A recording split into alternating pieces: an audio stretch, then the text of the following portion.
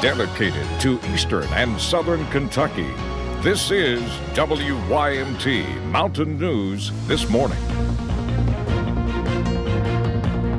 Good morning. It is 5 o'clock on Monday, March 4th. I'm Will Puckett. Thank you for tuning into Mountain News this morning. Well, to those of you in the north, if you look outside your windows this morning, you might see a dusting of snow. For those of us in the south, you're going to see something. I don't know what to call it, Brandon, but you're going to see something. Roads are going to be a little bit treacherous this morning if you head out. But what are we to expect for this Monday, Brandon? It's looking a little bit better as we head deeper into the morning with the forecast overall. But as we take a look at live pinpoint Doppler radar, still a little bit of flake activity out there this morning. Some flurries possible across the area, but the major bulk of the moisture has moved down. We take a look now at the visibility numbers, and we're seeing less than a mile there in Wise. So just be careful this morning. UVA-wise, very foggy as you head out the door. Same thing up on top of Whitesburg Pine Mountain. So give yourself some time if you're heading out. Some slick spots possible, and temperatures are in the 20s area-wide. I'll have the rest of that forecast in a few minutes. All righty. Well, at least 23 people are dead in eastern Alabama after a deadly tornado crushed parts of Lee County. The storm system also stretched into Georgia, Florida, and South Carolina. CBS's Laura Podesta has the latest. A deadly tornado raged through Lee County, Alabama on Sunday. There's damage. Serious damage. The town of Beauregard took a direct hit. Houses completely destroyed, homes just slabs left where once stood a home. Specific areas, the contents of one residence, we know for a fact was located over 1,000 yards away. Residents say it looks like a war zone. Not good at all. Y'all just pray for them. Pray real hard. They don't lie. You hear a freight train, you better be in a safe place. In nearby Smith Station, Alabama, David McBride was in his truck just outside the bar he owns when the storm hit.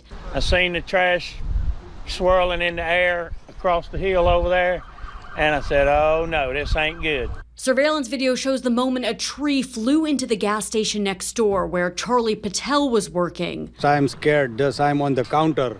And 10 seconds in the tornado come and everything is gone, everything destroyed. It is a monster. A number of tornadoes or suspected tornadoes ripped across central Georgia. One leveled an entire neighborhood in Talbotton. Another hit Ellerslie. Everything that's been built for 19 years. Gone. In a blink of an eye. The powerful storm system also reached the Florida Panhandle and South Carolina. Laura Podesta, CBS News. Search and rescue teams will be back out this morning in Lee County, Alabama. Officials fear the death toll may rise as they reach more areas. Now, also in Alabama, 2 firefighters are lucky to be alive after a tornado heavily damaged part of Aluffa.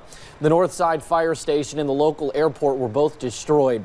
2 firemen were on duty at the time and hunkered down in one of the bathtubs in the station for safety.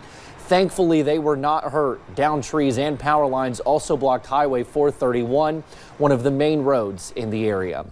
Now back to the bluegrass on this Monday morning. Road crews were out in many parts of the state Sunday dealing with winter weather. In Scott County, snow fell quickly, leading to slick roads and a few crashes yesterday afternoon. Road crews say with rain falling first, many of the roads were too wet to pre-treat. And several people are recovering this morning following a weekend crash in Perry County. It happened around 6 last night, just past the intersection of South Main Street and Highway 15 in Hazard. Police say 2 cars and a semi-truck were involved, and at least 4 people were injured. We do not know the extent of their injuries or what caused the crash at this time. And some wet or slick roads likely this morning. Kentucky State Police have a few reminders for drivers. Police say do not call 911 for road and weather conditions. They need that line open for emergencies only. Make sure you slow down and leave space between you and the vehicle in front of you. Also, if you see first responders, move over and slow down or pull over if you can. In other news, a man believed to be involved with the break-in at a Pike County church building is in jail this morning. More than 8 months ago, police say someone or several people broke into the Union Association building on the old Regular Baptist Church in Ashcamp. Last week, 24-year-old Michael Adair was arrested after he surrendered to police. Jimmy Dale Sanders has been a member of the church for 50 years. He says he has no hate for Adair and hopes he gets the help he needs. God teaches us not to hate, to love people, although we get upset at times, naturally. Volunteers with the church replaced pews, one of which was set on fire, ceiling tiles, carpet, and paint. The damage cost around $7,500. Adair is charged with second-degree arson. Well, Laurel County deputies are asking for your help finding a missing woman who went missing on February 27th. This is Kimberly Collette. She was last seen in Manchester. Anyone with information is asked to call the Laurel County Sheriff's Office at 606-864-6600. Well, thank you for getting your day started with us right here on Mountain News this morning. Coming up, some dancers are resting this morning after a 24-hour marathon to raise money for a good cause. Watch out for some slick spots this morning as you head out, and make sure you're bundled up because it's going to be a cold start to the week, not just today. I have the full forecast about 3 minutes.